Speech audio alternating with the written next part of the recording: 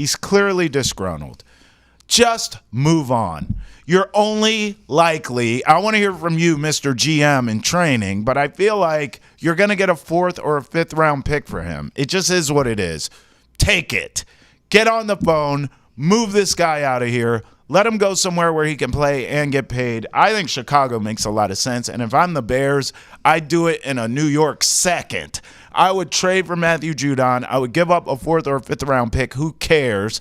I would bring that guy in. I'd give him a 2-year deal with some cash and say, go work out with Montez Sweat, and you two wreak havoc on the NFL while this kid figures it out offensively and we're going to the playoffs. Matthew Judon would take that. I think you can get a 4th at the minimum for Judon. And you could add incentives to it where if he hits a certain number of snaps, game played, 10 sacks, which he will get to no problem as long as he's healthy, then that could hike up to a 3rd round pick. Fine. Trav, I love the Bears pick. Yep. They have $12 million in cap space this year. They have over $40 million in cap space next year. Yep. They have Caleb Williams and Roma Dunze. You have your quarterback and a wide receiver 3 under rookie team control. Braxton Jones, both their tackles, both under team control. They went out and got Montez Sweat last year. Mm-hmm. If you add Matt Judon, the Bears right now are in a win-now mode. Absolutely. And if you get Matt Judon, that means you have him and Montez Sweat when you're facing Jared Goff, when you're facing Jordan Love 4 times a year, let alone the playoff run through the NFC. That's right. Now, opposite of the Bears, I'm looking to your team in the NFC North as well, the Detroit Lions. They have the cap space right now, $34 million, and they have over $40 million next year. That is a perfect layout. If you trade for Matt Judon, again, give up a 4th round pick. And for Judon, this is a great landing spot. Both teams are.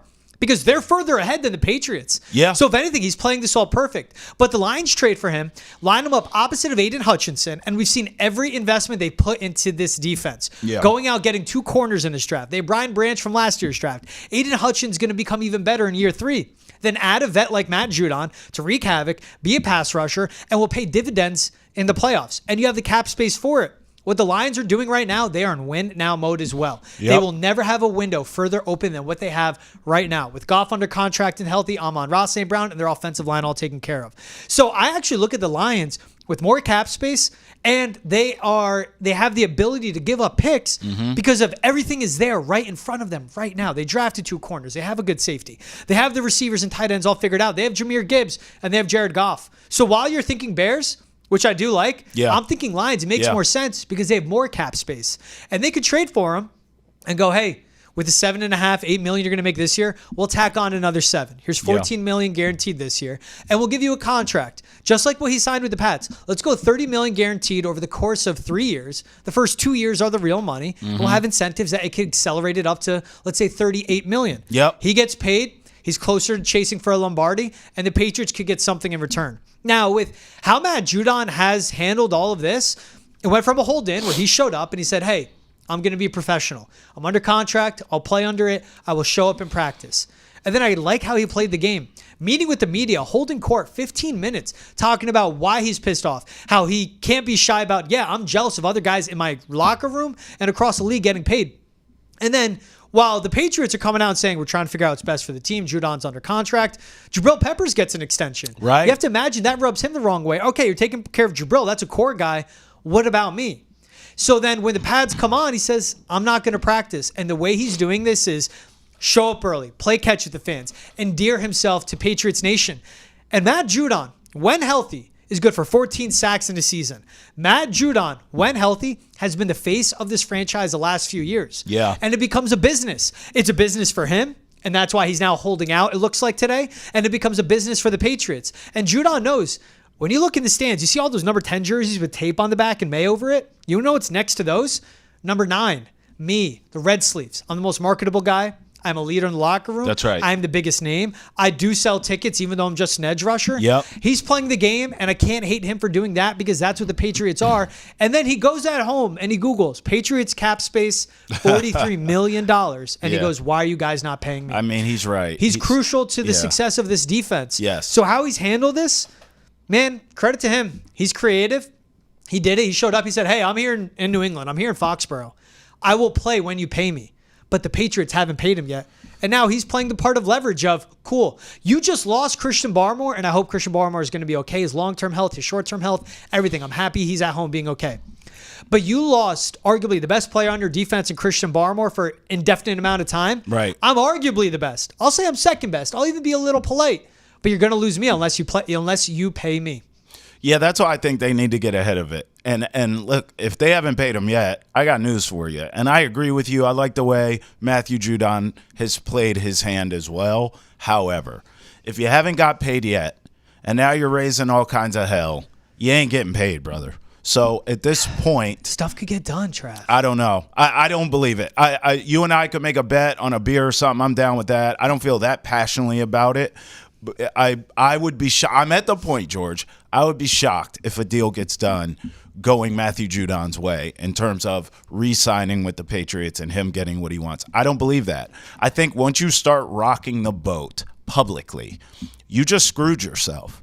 Now, I understand what you're saying. It's a leverage play. He's trying to drum up, and even in the court of public opinion, he's right. Well, you and I have been consistent in that. He should have already been paid. Mm-hmm. When they're passing out all these extensions to the younger guys, he should have got broken off too.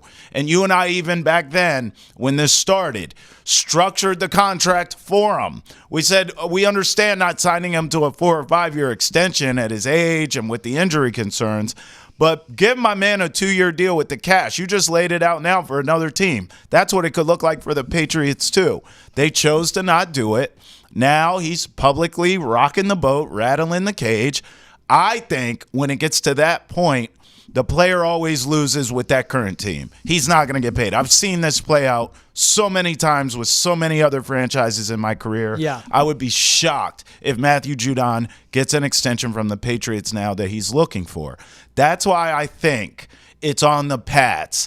That's why I sit up here.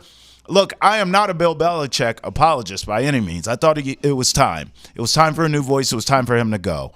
But the problem is, with Belichick, and this is a good thing, you had a culture of no distractions. We keep everything in-house, the Patriot way. It's hard to get paid and earn big money around here. They don't really give it out. Well, now you get rid of them. You bring in Gerard Mayo, who's all about everyone like me, and we're going to get along great and kumbaya, and let's make some s'mores, at the camp, at the bonfire. Meanwhile, you got this guy showing up to practice holding court in front of everyone. These players have to see that. The media sees that. I mean, what are we doing? Now it's not in-house. It's out-house. It is a distraction. I don't think he's going to get paid, brother. I really don't. And I think now just rip the Band-Aid off. The Patriots need to be grown-ups and trade his ass. It's been a holdout. It's been public since the moment he spoke with the media on day one of training camp. You kick it off and go, it's getting worse. It's getting worse. Now it's to the point of a holdout where I thought Judon was here. I thought he was showing up. Right. And you're right. Now this is the price that Gerard Mayo has to pay. That's right. Where I am big, you know me, I'm big on failure. I'm big on making mistakes, and you learn from that. And Gerard Mayo said that. He goes, I won't make the same. I won't be a repeat offender. That is literally what Gerard Mayo says about any mistake he makes as a head coach, right? Yeah. And he goes, I expect the same of my crew, my team, my guys. All right, Gerard. You made the mistake of, let the guys be the guys. Talk to the media. Judon did it. Devon Godshaw did it. That's right. And now it's getting ugly in the public perception. And there is a thing, too, of now the optics on the outside. Gerard Mayo is a player coach, but he's a little too much of a player's coach. He's a little too friendly with these guys. And now he's learning it. Bill Belichick, you got to give him credit of how he can keep a culture sustained for 20-plus years, how he keeps that winning culture and people buying into the team.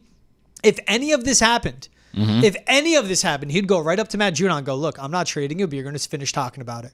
We're going to figure this out. We're going to get this done. Right. And he's going to go up to the teammates. Like Juwan Bentley made a comment. Yeah. You guys know how important Matt Judon is to us.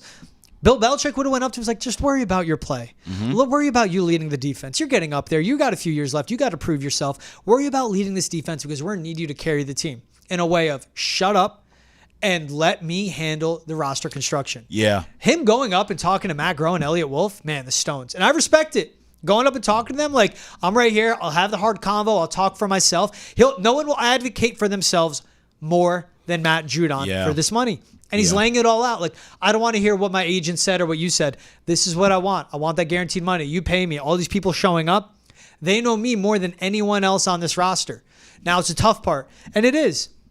if he ends up in Detroit, that's best case scenario for Matt Judon. That's the Patriots being nice. They do get him out of the conference. They get something in return, but that'll be a bad draft pick. Now, if the Giants can make the money work, that's going to be a bad team. That'll be a good pick to have. Or if the Cardinals, who have the cap space, again, that's going to be a middling team. That'll be a better pick. But if they go Lions or Bears, they're doing a solid for Matt Judon by sending him there, and it works all around. Yes. Now it's a matter of if they want to do that solid for him. Well, I think you should, and here's why. We're talking about internally. We're having a lot of internal conversations, you and I. He sees his teammates getting paid. He's holding court with Mayo and Elliott Wolf. He's talking to the media. He's going on local podcasts. Everything's internal. But think about this. If you're a veteran in this league, right, and you already have a preconceived notion of New England because all the years that Balekji was here, for all the things I said earlier, it's hard to get paid, blah, blah, blah, blah. So now if you're a veteran in this league, you're seeing this happen. You're seeing this play out with Matthew Judon. And you're like, I'd never even consider going there. Same old Patriots. They're not going to pay you. They're going to treat you, whatever, right? And so if you trade him to a wasteland, well then, and you don't do right by him, the veterans see that too.